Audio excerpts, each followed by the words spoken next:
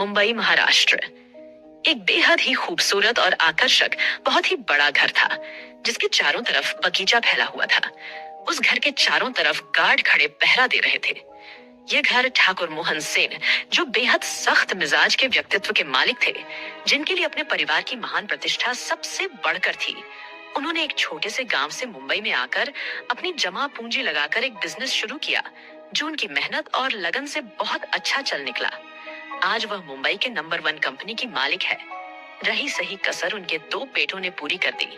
उनके दोनों बेटों ने उनके ही अंपायर को पूरे देश में टॉप 10 में पहुंचा दिया।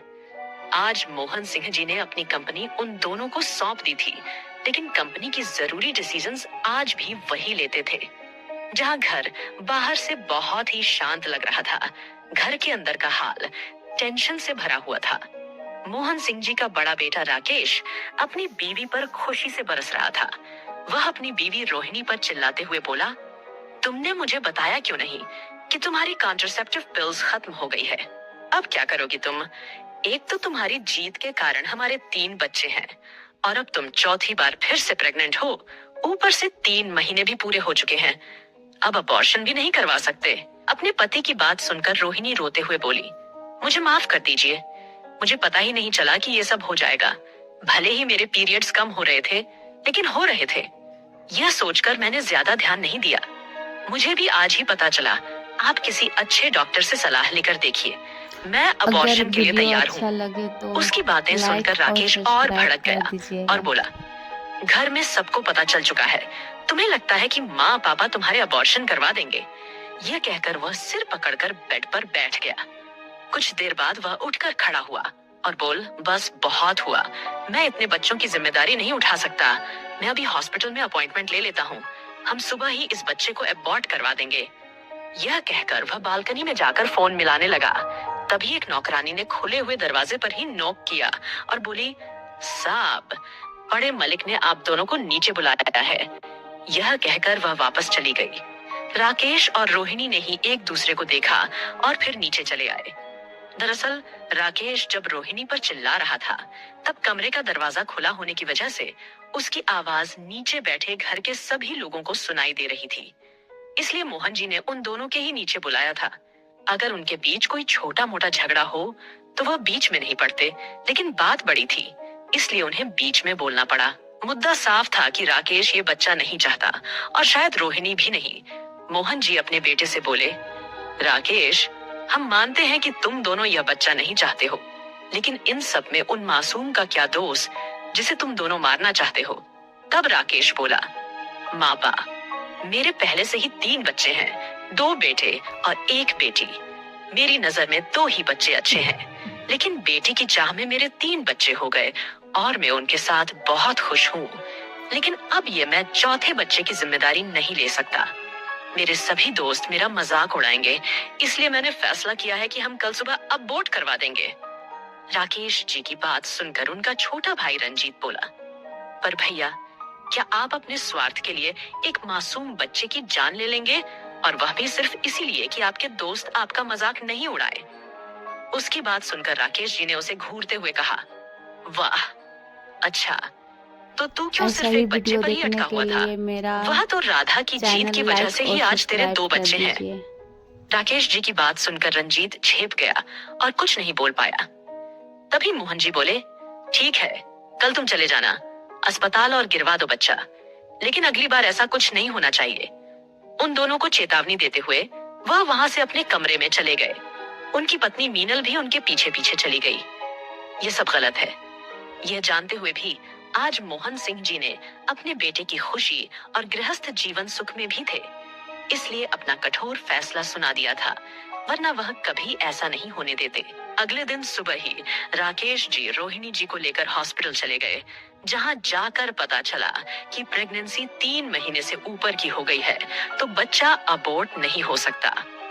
रोहिणी की जान जा सकती है, इसलिए डॉक्टर ने अबॉर्शन करने से साफ मना कर दिया। राकेश बहुत गुस्से में रोहिणी को घर से बाहर ही उतारकर कंपनी चला गया।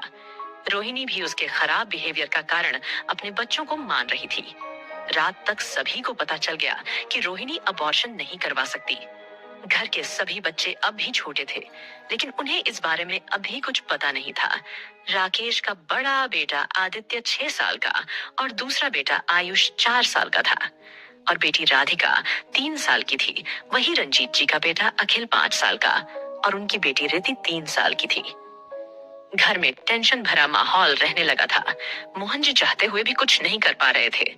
उनके साथ साथ सब यही सोच रहे थे कि जिस बच्चे के इस दुनिया में आने से पहले ही घर में क्लेश हो गया है, तो उसके पैदा होने के बाद क्या होगा। वही इन सब से अलग आदित्य और अखिल, जो बाकी बच्चों से थोड़ा सा ज्यादा समझदार थे, उन्हें बस इतना पता था कि उनकी माँ या बड़ी माँ बच्चे को जन्म देने वाली है, जिसकी वजह से सब लोग परेशान हैं।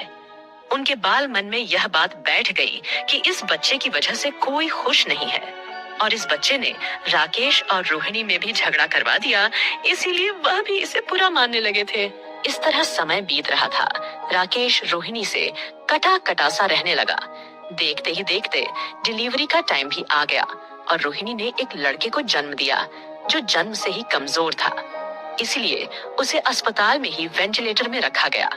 कुछ दिन हॉस्पिटल में रहने के बाद रोहिणी उस बच्चे को लेकर घर आ गई, जहां अब एक और महाभारत जन्म ले चुकी थी। ठाकुर हवेली में रोहिणी जब बच्चे को घर लेकर दाखिल हुई, तो राकेश ने सबके सामने यह बात रख दी कि या तो रोहिणी इस बच्चे से रिश्ता रखे या फिर उससे और उसके बच्चों से। रोहिणी और बाकी सब लोग उसकी बात सुनकर शॉक रह गए। उसकी बात सुनकर मोहन जी बोले, ये क्या बकवास बात कर रहे हो तुम राकेश? बच्चा अपनी माँ के पास नहीं रहेगा तो और किसके पास रहेगा? तभी राकेश बोला, मैं कुछ नहीं जानता पापा, मेरे दोस्त मेरा मजाक उड़ा रहे हैं, बच्चों की सेना पैदा कर दी और भी न जाने कैसे कैसे कमेंट कर रहे हैं मुझ पर। एक काम करते हैं, हम इसे किसी अनाथ आश्रम में छोड़ आते हैं। बस उसका इतना ही कहना था कि पूरे हॉल में एक तेज थप्पड़ की गूंज सबको सुनाई दी। राकेश अपने गाल पर हाथ रखे हुए एक तरफ झुका हुआ था। ये थप्पड़ उसे मारा था उसकी माँ मीनल देवी ने। वह गुस्से से चिल्लाते हुए बोली, बस बहुत हुआ तुम दोनों का इस बच्चे को लेकर झगड़ा। इन सब में उस बच्चे की क्या गलती है, बताओ मुझे। क्या वह अपने आप इस दुनिया में आ गया? सब्र तुम लोगों में नहीं है बेशर्मी, तुम लोगों को दिखा रहे हो और सजा उस मासूम को दे रहे हो। लाओ इसे मुझे दो। तुम लोगों से अगर ये नहीं पाल जाएगा तो नहीं आएगा। ये तुम दोनों मियाँ बीवी के प्यार के बीच। और हाँ, अब आगे से ध्यान रखना, दोनों कहीं अगले साल फिर इसी तरह न खड़े मिलो। अपनी माँ की बात सुनकर राकेश और रोहिणी का चेहरा शर्म से झुक गया। वहीं मिलन देवी उस बच्चे को लेकर वहां से चली गई। उनके जाने के बाद मोहन जी ने भी राकेश को खरी खोटी सुनाने में कोई कसर नहीं छोड़ी। कुछ दिन बाद ही उस बच्चे का विधि विधान से नामकरण हुआ। पंडित जी ने उसका नाम र अक्षर से बताया, तो मीनल देवी ने उसका नाम रुद्र रखा। रुद्र के लिए मोहन जी ने एक मेड रख दी, जो दिन भर उसका ख्याल रखती। ऐसे ही वक्त बीतता गया। राकेश ने ना ही रोहिणी को रुद्र की तरफ कभी बढ़ने दिया और ना ही खुद बढ़ा, और बच्चों की नजरों में तो वह पैदा होने से पहले ही चढ़ चुका था।